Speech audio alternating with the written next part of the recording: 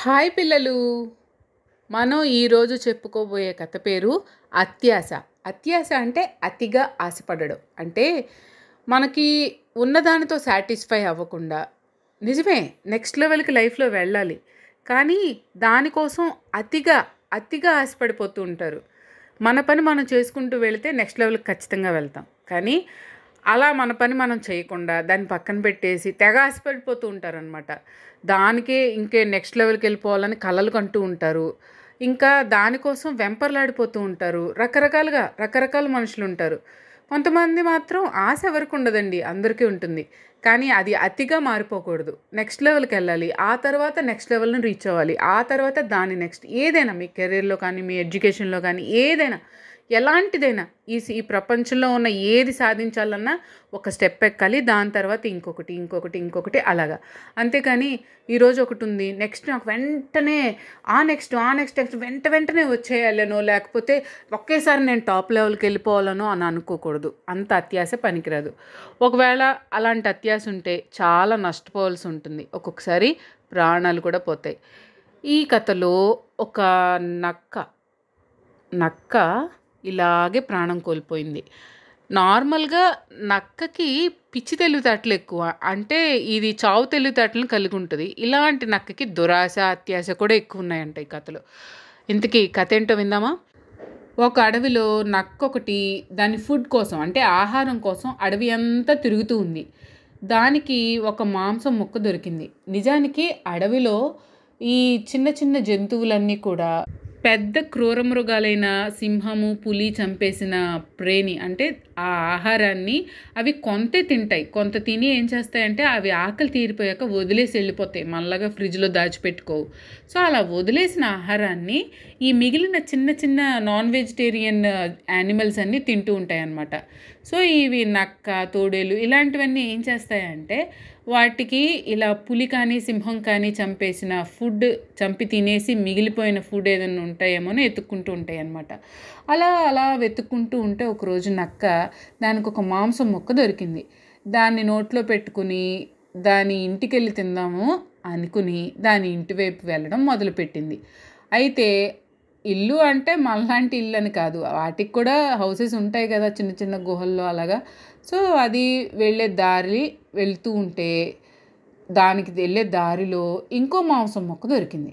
దాన్ని కూడా నోట్లో పెట్టుకొని అబ్బాయి ఈరోజు 2 దొరికే మాంసం ముక్కలు అని సంతోషంతో పరుగులు తీస్తుంటే కొంత దూరం వెళ్ళేసరికి ఇంకో మాంసం ముక్క దొరికింది. ఇక దాన్ని కూడా నోట్లో కరుచుకుని అబ్బాబ్బాబ్బా ఇంకెలా వెళ్తూ ఉంటే ఎన్ని దొరుకుతాయో ఏంటో అని హ్యాపీనెస్తో, ఇంకా దొరుకుతాయేమో అన్న అత్యాశతో ఏం చేసిందంటే దాని ఇంటి వైపు నుంచి వేరే వైపుకి మళ్ళింది. ఇంకా అడవిలో ఏమన్నా దొరుకుతాయేమో, అడవంతా ఒకసారి తిరుగుదాము, మన ఇంటికి కాదు, ఇప్పుడు నోట్లో ఉన్నాయి కదా ఎలాగో 3 అవి ఎక్కడికి పోతాయిలే, ఒకసారి అడవిలో తిరిగితే ఇంకా మిగిలిన ఏమన్నా దొరుకుతాయేమో అని చెప్పి అడవంతా తిరగడం మొదలుపెట్టింది.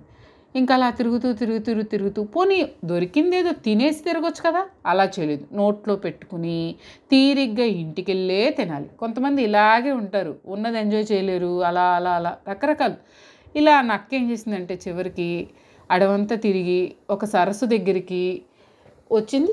చూస్తూ ఉందన్నమాట. ఆ సరస్సు దగ్గరికి వచ్చి చూస్తుంటే సరస్సుకి ఇటువైపున ఉంది నక్క, అవతల వైపున జింక చచ్చిపోయి దాని మాంసం అక్కడ ఉండడం చూసింది. అంటే ఈ పెద్ద పులి కానీ సింహం కానీ ఏదో తినేసి వదిలేసి వెళ్ళింది కనపడుతుంది దానికి. ఓ అబ్బా, ఈరోజు భలే లక్కీ డే, నాకు ఆల్రెడీ 3 ముక్కలు దొరికాయి, ఈ సరస్సు అవతల ఒక జింక కూడా పడిపోయి ఉంది. అబ్బా, జింక మాంసం బాగుంటుంది అంటారు కదా, నేనేం చేస్తానంటే ఈ నోట్లో పెట్టుకుని ఈ సరస్సును దాటేసి వెళ్ళి ఆ జింక మాంసం కూడా పెట్టుకుంటా, అప్పుడు నా దగ్గర బోల్డ్ అంత మాంసం ఉంటుంది అనుకుని చాలా అత్యాశతో ఏం చేసిందంటే ఆ 3 మాంసం ముక్కల్ని నోట్లో గట్టిగా పట్టుకొని వదలకుండా సరస్సులో దిగి వేగంగా ఈదుకుంటూ అవతల ఒడ్డుకు చేరుకుంది. సరస్సులోకి దిగి వేగంగా అవతల ఒడ్డుకు చేరుకున్నప్పుడు దారిలో ఎంతైనా వాటర్లో ఈదేటప్పుడు వాటర్ తాలూకా ఫోర్స్ ఉంటుంది కదా, దానివల్ల ఇది నోరు తెరవాల్సి వస్తుంది ఒక్కొక్కసారి, దాన్ని అది ఆ ఫోర్స్కి తట్టుకోవడం కోసం. అలాంటి టైంలో ఏమైందంటే ఆ మాంసం ముక్కలు 3 కూడా జారి వాటర్లో పడిపోయాయి. పడిపోయినలే అని అది ఆపకుండా తీరానికి చేరుకుంది. అటువైపుకి అవతల ఒడ్డుకి చేరుకొని జింక మాంసం చూసి చాలా ఆనందపడిపోయింది. పోనీ ఇప్పటికైనా పోతే పోయినీలే అని చెప్పి ఈ జింక మాంసం తిందాము అని అనుకుందా? అలా అనుకోలేదు. మళ్ళీ ఇక్కడ కూడా దీనికి అత్యాసే.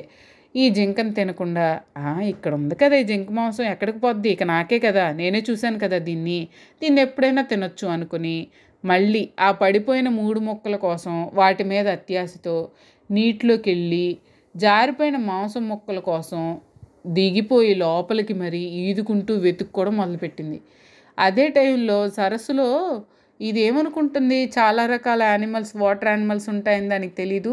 ఆ సరస్సులో ఒక ముసలి ఉందన్నమాట, క్రొకడైల్.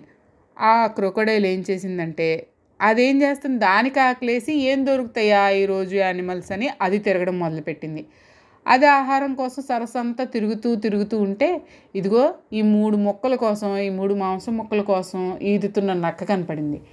ఇక అబ్బాబ్బాబ్బా ఈరోజు నా అదృష్టం ఎంత బాగుందో అని ముసలి ఏం చేసింది, చక్కగా ఈ నక్కను పట్టేసి హ్యాపీగా తినేసింది అనమాట.